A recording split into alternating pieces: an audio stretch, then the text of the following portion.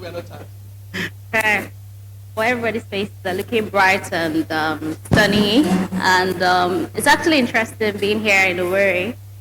My last visit was about 6, 7 years ago, so it's actually I'm happy to be here because I've always had. I know that Owerri is like the heart of the hospitality, and the Owerri is to Lagos. It's just like Lagos or Abuja or Port Harcourt. So for the southeast, I think southeast, yeah, Owerri is the place to be. I'm happy to be here, and you've all been loaded today. I'll just try to. I'll not overburden you with information. I'll try not to, but I'll try as much as possible to help you through how to, they've talked about performance and performance and performance. That's what we've been talking about all day, and how we need to improve it. And Prof has finished performance management, so I'm talking about performance planning. And so waiting for the slides. So I'll be talking about performance planning and how we can use it to improve our operations as a hospitality or tourism business. And I will be coming from a pretty different background or viewpoint, because I'm an agile coach, and apart from being a hospitality professional, like they said, I'm a serial entrepreneur. I'm involved in a lot of things. So I have over 20 years entrepreneurial experience, so in very diverse sectors. So I'll be coming from a different perspective, and I'll be talking more from the agile mindset. I'm sure a lot of people have been hearing about agility, and how can we bring that into the hospitality space to help us improve our performance, because that's what agility is about. It's a flexible and more diversified way of doing things that helps you deliver value to your business or to your clients. So that's what I'll be coming from. I'm waiting for the slides, so you can't hear me. Ha! Well, I can hear myself though. Hey, God. Okay, so maybe I should stay in the middle, or how do I project? Hey, I'll try. Then I'll be shouting. I should use this. I hope I'll be able to sustain it. Okay, slides, please, so we can start. I should. Okay, it's already on my. I should put it up here. Sorry. Mic. Just put it on the meter. Oh, okay, right. Okay. Is this better now? Oh, yeah. Okay. I'm excited to. Okay, I think the slide has malfunctioned though.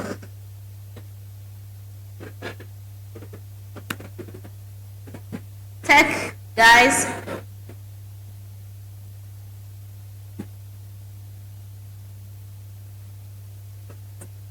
Where's the slide? Normally plan your operations. Any of the managers, just give us an idea of what you understand by performance planning, and how you plan your operations. Anybody?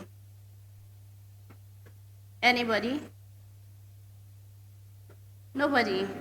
Mr. Ikogosi, come and share with us how you're able to achieve the level of performance that Prof told us about when he came to Ikogosi. What steps? How do you go about it?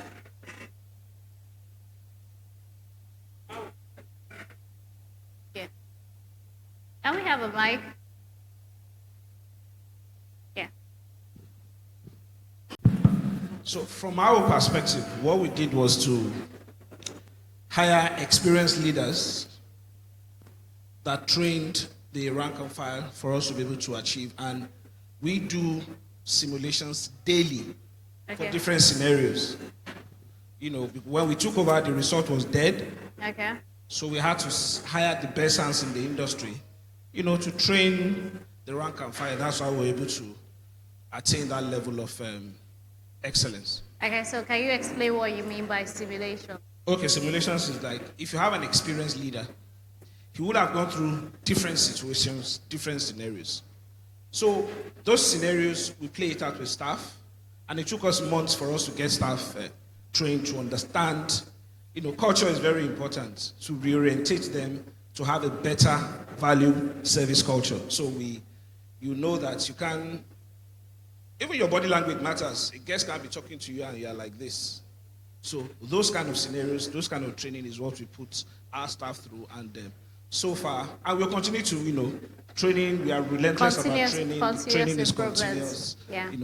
Staff engagement is continuous. And again, one of the most important is staff emoluments. We knew where their salaries and payments were. So we actually, where we came in from, we tripled, in some cases, quadrupled their pay.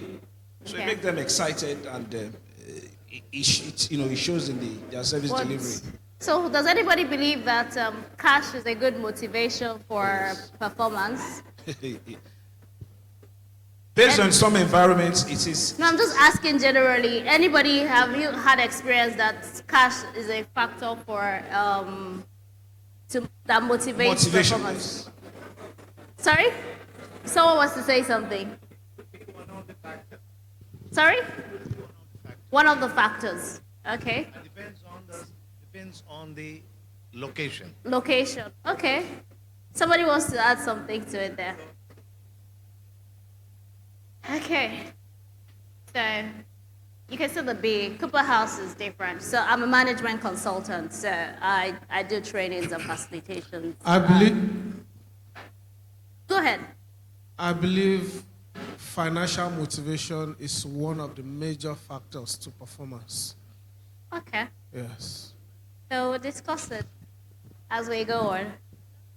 So you can see how to get your team motivated. It might not necessarily be financially inclined, but there are certain things that you probably need to do as a leader that would help your team to become highly motivated. Hey, good. To become highly motivated. Is this better now? Okay. So I was trying to explain that B-Square is B-Square Management Consult, is the consultancy arm of the group of companies that I manage. So they said I was founder of Cooper House, so you're not wondering B-Square, B and the Cooper House. So that's where it comes in. Next slide. Okay, so this is my profile. Like I said, I'm a management consultant. I provide a lot of mentoring support to businesses, both locally and internationally. I mentor Tony Elumelu Foundation, Women in Africa, Leap Africa, WIMBIZ, and to name a few. So I do this a lot, and I enjoy doing it. I'm passionate about helping people grow. I'm passionate about entrepreneurship, and I'm passionate about helping people find their true potential, either as an individual or as a business. Because once you find it, it defines your purpose, and then you're able to grow. And when you grow, I believe strongly in teamwork. I believe in the we mentality. I don't believe in the I. Because when it's you, there's only so much you can achieve as a person. But when you're working there's this saying that if you want to go far, you go together. Or if you want to go fast, you go alone. But as a business, as an organization, you don't want to go far. You don't want to go fast, because if you go too fast, you might find out that you fall faster than how you started. But if you want to go far, you make sure that all your team, every member of staff, everybody within the organization is effectively carried along to ensure the business grows. So what is the definition of performance planning? It's just the systematic approach to successfully achieve the desired goals of an organization, of a team, or as an individual. So when you want to plan your performance, so performance planning is just what steps do you want to take to achieve the goal for the organization, how to improve your performance management. They've talked about KPIs. So I'm not going to talk about all those. You've already heard enough about that. So that's why I say I'm coming from a completely different mindset. So for you to improve business efficiencies, there's certain things that you need, foundational facts that you need to understand. And I won't go to talk too much about this because we all know them. Quality control. How do you control quality? What standards do you have? Like, if you don't have a quality control system, then you can't even measure if you're doing well or if you're not doing well. So what are your quality control measures that you've put in place as an organization that would help you continue to sustain the level of service that you want to deliver? Because in anything that you want to do, quality is very critical. And for us in the hospitality space, quality is like ranks at the top. Because when you deliver quality consistently, then your service is going to not just be excellent, but it's going to be exceptional. So you have to be consistent in your quality control and your quality delivery. Then you need to identify bottlenecks. What are the issues? What are the factors that would affect the delivery of quality? Because there are some things that you would say, like yesterday we were having a session, and quality is in terms of, Justina gave an example of a wall in the kitchen that was delaying service delivery timelines, which is also a quality control, because part of your quality is not just about the quality of the food, but in the quality of the service that is being delivered. So there was a wall blocking it. So they were able to identify why it was taking so long for food to be delivered, and they solved that problem. So it's important in your operations, in your tasks, even at team level. We're going to talk a lot about teams because that's what the agile mindset looks at. It looks at teams. It organizes at team level. So you want to look at what are the bottlenecks that exist within the team that makes it difficult for you to effectively deliver on your service, effectively deliver on the product. Because your product as a hospitality business is to service your guests comfortably, give them exceptional service, give them the best possible food that they want, give them a room that is very clean and sparkling, and everything works. Everything works. But how many hotels are able to do that? So very few, because Nigeria has one issue, and that is our maintenance culture. We have a very bad maintenance culture in Nigeria, and I think it's because there are a lot of corners that we caught at the start of the project or at the start of the business, and these effects ultimately translate into costs over time, and that's where maintenance comes in. So you're using the wrong material to start with. At the end of the day, it becomes a problem. So these are some of the bottlenecks you need to understand, and when you know what the bottlenecks is, you need to find out how you want to address those bottlenecks. So you need to look at how to eliminate waste. Sometimes you might find out that you need just one person to perform a particular task. And sometimes you might find out that you need 5. Or you find that you're overstaffed. If you don't even know how to optimize and motivate your staff, or you know how to understand each person's capacity as an individual, what they can deliver part-time, you find out that you might be asking for, so you're in HR or you're in front office and you're like, or you're in housekeeping and you're like, we don't have enough hands. That's why we cannot clean the rooms fast enough. But what you don't realize is that you may even be overstaffed because you don't even understand your capacity as an organization. Or how do you look at how to eliminate waste in even in your food? You're serving food and then you see that a particular meal you're doing buffet service and it's every time there's always leftovers. How do you manage that? What do you want to do differently to ensure that this waste is gone? Or you plate a particular meal and you find out that every time people have this meal, there's always leftovers. Do you want to look at portion control? So there's so many things that you want to look at to help you eliminate waste. So eliminate waste not just in resources, but not just in like material resources, but in human resources. Because if you live abroad, you understand that when they say you work for your money, you will work. If they tell you you're working 5 hours, you're working 5 hours. If you say you're going to work 2 hours, you work 2 hours. If you even say you're doing work from home doesn't mean, in Nigeria, work from home is 1 hour of work. The remaining 7 hours is with your family or in the kitchen or something, or you've probably gone out. But abroad, if they say you're going to work 8 hours from home, you must be on your system for 8 hours, and there's a way to monitor it. So it's important that we understand these things and find out how to eliminate waste in our organization.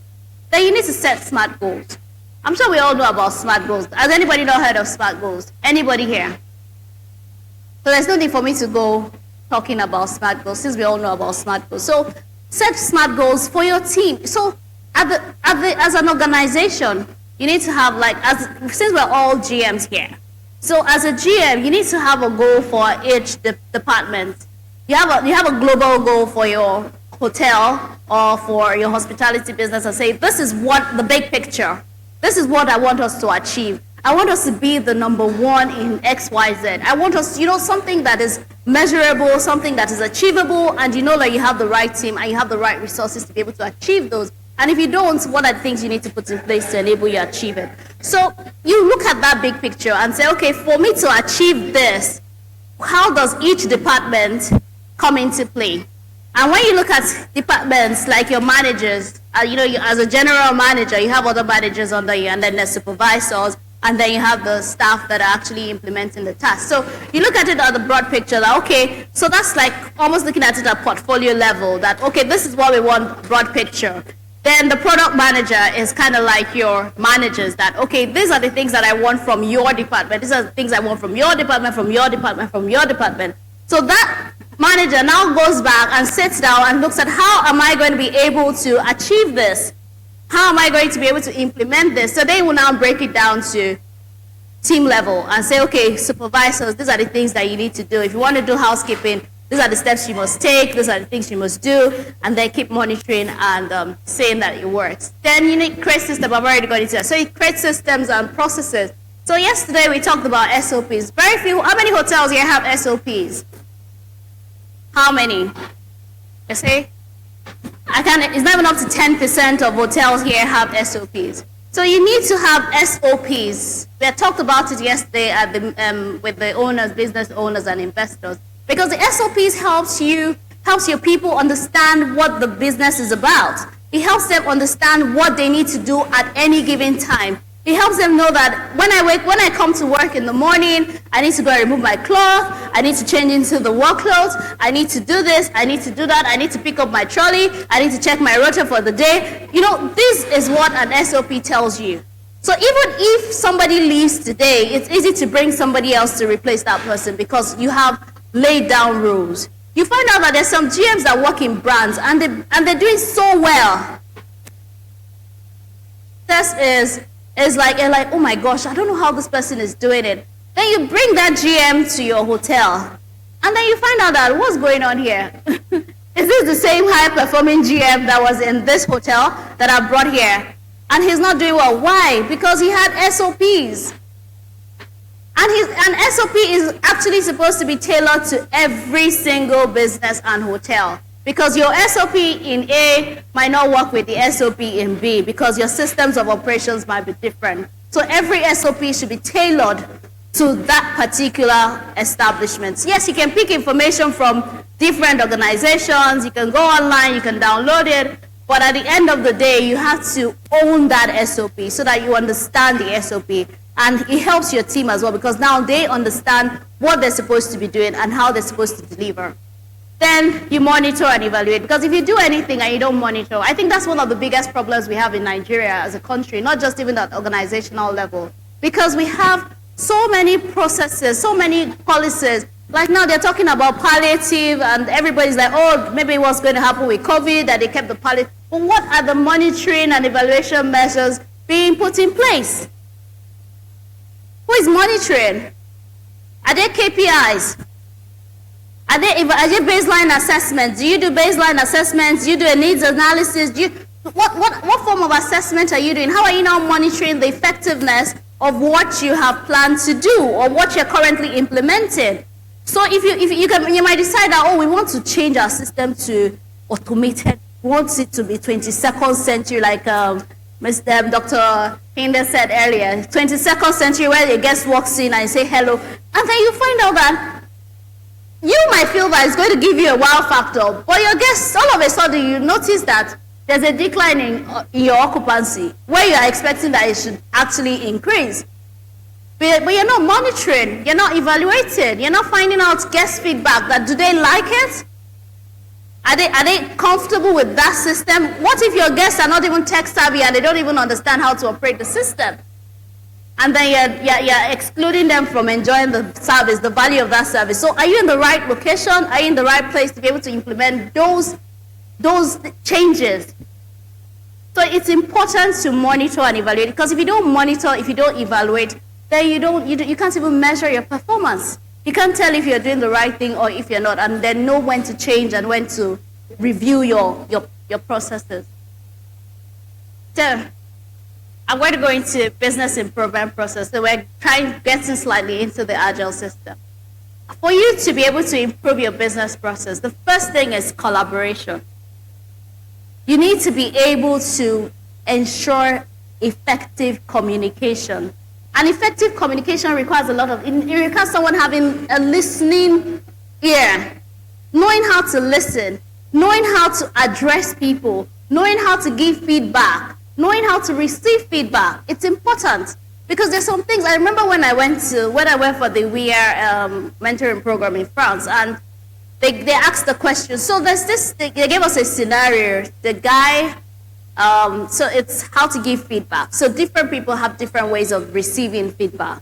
And he gave an example of a husband wakes up this morning and sees a whole bunch of laundry and decides to help his wife do the laundry. And then she came back, and then he mixed white with the colored clothes. So when she came back, one of the white clothes had turned colored. And then she was like, oh my gosh, she was so upset. The guy was upset because he was like, I was only trying to help you. And rather than saying thank you, you're complaining, But the thing is, because you said but, or you called in your staff and you're like, oh, you've done a very good job, but this thing is not okay, blah, blah, blah. And the key thing there was the but. So some people don't, even if you said all the good things, the only thing the person will hold on to is that he said, I don't know what I'm doing. I'm very stupid. Meanwhile, you've already praised what he had done. Am I carrying you along? So you've praised the person, but because you put a negative feedback in between the positive feedback, some people don't know how to take that. So you need to understand how to communicate with your team. You need to be able to build teamwork. You need to work as a team. Everybody knows their function and their roles within the team. Everybody needs to know how important they are to the team. Everybody needs to know that, okay, these are my strong points, these are my weak points. How do you leverage on everybody's strengths to ensure that nobody's overworked, nobody's overloaded, and everybody enjoys value at the end of the day? Because there's sometimes that some people feel like, oh God, I'm the only one doing this work. Do you have that feeling? That you just feel like, am I the only one? Everything is me. See this other person, they don't do this. But that's not how it should be. Because as a team, you need to look at everybody's measured based on the performance of the team, not based on the individual. So if one person feels that, oh, I can do it by myself, I don't care about, no, you don't want that. Even if you're the best, you are the most efficient. Your job as a team member is to ensure that every single member of the team is carried along and becomes high performing like yourself. Because the failure of, they said that you're as good as your worst staff. So it just takes that one staff messing up to destroy all the hard work, all what you've built over the time. So it's important that every single member of your team gets to the peak. And whenever they're not at their peak, that is where training and capacity building comes in. Then you now recommend that, okay, you need to be trained on this, you need to be trained on that. But it's important that everybody is carried along. Nobody must be left behind. Even the UN says it. Everybody is carried along. Leave no one behind. Inclusion, we're in an inclusion economy now. So everybody, both male, female, everybody carried along. Then you also need to build trust. When you build trust, it makes it easy for people to communicate what their challenges are. As a leader, how many of your staff can come and tell you what problems they're facing? Are you able to interact with them to the level that they can share their problems and they're able to help them through it? You may not find solution, but you understand the problem and find a way to help them navigate through those problems, giving them the right support that they need to get through these challenges. So it's important as a leader to build trust within your team. Then you need to encourage team bonding activities as well. Because if you don't allow your team to bond, then it makes it difficult for you to be effective. And then you now look at the PDCA cycle. That's the plan, do, check, and adjust. So you have a plan. We want to improve X, Y, Z. You go, you develop a plan. These are the things that we want to do. You go ahead and do it. Then you need to review it. You need to review it. You need to check to be sure, to review and say that, are we doing the right thing? Is it going the way we want to do it? Are we getting the value that we want to get out of it? No. Okay, so what do we need to do? That's retrospective. What do we need to do differently? How do we need to adjust what we're currently doing to enable us get the results that we want? Then you adjust it. And then you start the whole process again. And the thing with Agile is very interesting because Agile helps you have short feedback loops. So you can just have a PDCA cycle can be for a day. Let us take housekeeping, for instance. You decide that, okay, these are the tasks that you all need to do today. You're allocating rooms and all of that, assigning rooms to people and all that. And then at the end of the day, the next day, when you want to assign your role, you ask them, okay, so how did we perform yesterday? Did we achieve all that we wanted to achieve? What were the impediments? What were the challenges that we faced to enable us achieve these goals? And then what do we need to do differently? And then you start the process. You now say, okay, so today is a new day. How do we bring that into what we're going to do today to ensure that we don't face the challenges we faced yesterday? So every day is a learning journey. Every day something new is being discussed. Every day people share. And then you should make this workspace a comfortable enough space that people can, a safe space that people can express their differing opinions. As a manager, you don't say, no, my word is law. No, listen to other people's feedback and help them and look at which one is important and which one is not, and how does it help the bottom line of the organization. Then you look at the lean portfolio management. Lean portfolio management simply means alignment of the strategy, funding and execution, optimize operations across the organizations. And then the key thing here, my time is almost up and I've not even started. So I'll just run through the other slide. So the key thing here is to decentralize decision making. If you don't decentralize decision making, it's going to be very difficult for you as a leader to be able to step back, because you need motivated teams. You need people that understand what they need to do, and they're ready and they're always willing to put in their best at every single time. So it's not only until the GM is there before anything can be done. Things can be done irrespective of if the GM is there, because you've given them that room to think. You've created mini GMs in your managers, because you've empowered your team to understand how, if GM was here, what would he have done? How can we make it different? How can we do it? Yes, someone said something earlier today that you might make a mistake. You might take a decision that might be wrong, but you're ready to own that decision and say, okay, yes, we made a mistake, and learn from that retrospective and review. So you need to know that, okay, I've made a mistake and I'm learning from it. They have the continuous delivery pipeline. That is continuous exploration, continuous integration, and continuous deployment. So you're continuously checking what we need to do, you're integrating it, and then you're implementing it to see how it affects your bottom line. So I'll rush through the other slides. So what is the agile mindset? It's very simple. It's flexible, it's open to change, willing to innovate. You have a can-do attitude. You focus on the team goals, and then most importantly, the growth of the team. It's not an individual thing. Everybody grows. But when it's fixed, everybody's like, I'm worried about my individual performance. So you're weighed on your individual performance, not on the team performance. So if the team is not performing, it's like, well, I don't care, as long as I'm performing. No, but the agile mindset says, nobody's going to weigh you on your individual performance. You're going to be weighed on how well your team has performed. And then what is the features here? You have quick feedback. You have a team that is motivated because you're helping them through their CPD, continuous professional development. You're guiding them, you're supporting them. We'll talk about that later. Then you have reviews and retrospectives. The daily stand-up is what I said, that every day before you start a task, you discuss with your team, you agree on what are the things that we need to do today, how do we want to go about it, what are the challenges and drawbacks that we faced the last time we had this, and then how do we get it done? You have a function that is coming up. You have the same system in place that, okay, who are the key people that will be involved in this? How do we get them together? What are the key things that we need to do to ensure that we're able to deliver this project better than the last time? What challenges did we face the last time? How do we mitigate it? Like what happened here? Today, food was delayed. Now we're thinking, how do we change it for tomorrow? Do we do packed food? That's part of the system. So for you to be able to develop a team, I don't know if you've heard about the process of forming a team, because you have to go through, team formation actually goes through a process. You have the forming, the storming, the norming, the performing, and the adjourning phase in team development. So as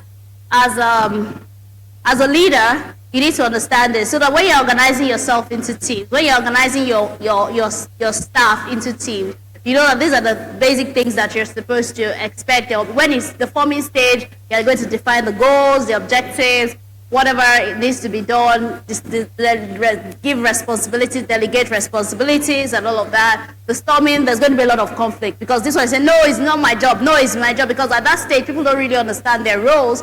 Then you get to the performing, at that norming stage, at that stage, everybody seems to have settled in. It seems to be balanced. And then you go to the performing stage, at which point, task delegations, they're working independently, people know what to do, you don't need to monitor as much anymore. And then there's the adjourning phase, where you have feedback, you have retrospection, and then you decide if you want to continue with the team or you want to disband the team. So that's what the whole process of team development is about. Then there's certain factors that impede team development, and these are the factors. You have absence of trust. When there's no trust, it's difficult to get people to work together as a team. So it's important to help your team to enable that everybody trusts each other. But if somebody says, I can't do this today, you know that there must be something wrong, and understand, because you know that there's trust that is built between team members. Then you need fear of conflict. People are afraid to speak their mind, because they're afraid that if they say A, that it might result in conflict or it might result in argument. But no, you should allow your team to express themselves in a safe space. You should have guidelines and steps that everybody can express themselves. Oh, this is why this is not happening. This is why that is not happening. Okay, so how do we solve the problem? We put our heads together and solve it. Then lack of commitment. People are not committed to the team. I can't be bothered. Let me focus on my own task. I don't care if you people are able to deliver or not. They say I should do this. Let me do what I want. No, you have to make sure that everybody within the team is performing. So everybody must be committed to the team. Avoidance of accountability. Nobody wants to hold each other accountable to tasks. So it's important that you hold the other party accountable. Why haven't you done this? What do you need to do? What are the challenges you're facing? How can we help you to be able to meet up to your responsibility within the team? Then inattention to results. Nobody's focused on results. You're only focused on, well, whatever, let us do what we want to do. But you have to focus on the results of the team, not individual results. So everybody needs to say, this is the task we have. How are we able to deliver results? Okay, so these are the team development for growth. So you have to communicate the big picture to them, communicate team goals, your team composition, bring work to the team, then smaller team size. So sometimes when you have large teams, it's difficult to manage. So you might need to break your teams into smaller groups. Identify team performance metrics, which we've talked about, KPIs and all of that. So how do you measure your team? How do you know how well they're performing? Are they meeting their targets? Are they meeting their goals? Then you recognize team effort. So when a team does well, you praise the team. You don't praise an individual. You say, oh, you guys have done exceptionally well. Because if you focus on one person, then it helps, it disbands the team. But when you say, oh, wow, this team has done very well, so it continues to encourage them to bond better as a team. Then empower the team to take decisions. So you don't need to micromanage your group, your team. You don't need to micromanage it. So you allow them. Let them take some decisions themselves. Like Mr. Prof said earlier, he took a decision. So if you see that, oh, you take a decision and you see the positive results, it gives them more encouragement. They get more motivated because they see that, oh, okay, this decision that we took today resulted positively. And then they will become more empowered. They will be more encouraged to be able to give feedback or take certain decisions on their own. Then establish strong operation practices. So you need to have your SOPs in place, because once that is in place, it helps every other thing to fit in. And make time for fun and innovation. It's not all about work. Have team bonding sessions. decide, okay, we want to go out today. This team, we're going to Lagos would have said going to the beach. I don't know what tourists or what attractions you have here. You might just decide you want to go for a lunch or hang out somewhere outside the work environment. So it helps bonding. It helps build the bond between team members and also helps grow the trust that exists between members of the team. So this is trying to create like a workflow process. It's using a Kanban. So it shows you your to-do, your doing, and your done. And it's why a Kanban is very good is because it helps you limit your work in progress. And it helps you understand what has been done, what needs to be done, and what is being done part-time. So, and you also know what you're loading each team with. You can see it real time. Unfortunately, I was going to have a sticky board to show you how that works. So I'll just show you a brief one here. So you have like team A, these are like the sticky notes are there. So you can have different colored sticky notes and say, if you want to do stay over rooms is yellow, checkout rooms is green. So you can just allocate it to teams. Okay, this team is doing this. You know, you can do it for different aspects of the task. And you see to do, doing, and then when it's done, when they say they've done, you need to, who is going to approve it? There has to be an approver. And that is who is probably going to be the supervisor. So the supervisor, like what Prof was talking about, they tick the toilet, what do they call it, schedule, checklist, and there was no, why was one, I think 11 o'clock was missed or 10 o'clock was missed, and they are approving for 2. So what are the criteria for you to say it is approved? So when you put it to approve, when the supervisor has approved it, he has his own sticky note or whatever it is that he uses. He puts it there, approved, then done. I'm almost done. Just today I'll come in. So as a leader, you need to have a servant leadership mindset. You need to be able to serve your team, because if you don't bring yourself down, you'll not be able to help them. You need to build mini yous as a leader. And these are some of the skills that you need to have: listening, empathy, healing, awareness, persuasion, conceptualization, foresight, stewardship, growth of people, and then building a community. So what is very important is you need to be able to grow your people, grow your team members. It's not about your personal growth, because if you have an empowered team, a motivated team, they'll slave for you. They'll work for you because they see that you're a servant leader, that you're ready to take their problems on your head, and you're ready to give them all the requisite support they need to grow and perform. So this is the leadership quadrant. You need to understand where you need to be. You need to be at the top there selling. That's why you explain your decisions. It's not just about telling them, go and do this, do that. No, your team cannot grow because they'll always wait for instructions to be able to do anything. They'll not use their brain. They'll not be able to stimulate themselves and see how can we do things better. You don't delegate, just say, okay, you go do this, or however they want to do it is up to them. No, but you need to coach them. You need to explain. You need to sell the idea to them so they buy in. Once your team buys into your plans, once your team buys into your vision, it makes it easy for you as a leader to perform. And so these are the characteristics of a high-performing team. So I'll not go into that. There's so much. There's like 12 of them. There are 12 of them. So just basically, you're focusing on everything about performing team is everybody's focusing on the business value. Everybody's focusing on delivery. You're not focusing on what A is doing or what B is doing. You're focusing on what all of us as a team collectively, what we're going to be doing to deliver value to the business. And that is what is important about agility. Short feedbacks, focusing on your team and helping your team grow, and then having your daily retrospective, your reviews, and then helping everybody become motivated, empower your team. So that when you as a leader, you can step away conveniently and know that you have your team with you. Thank you very much.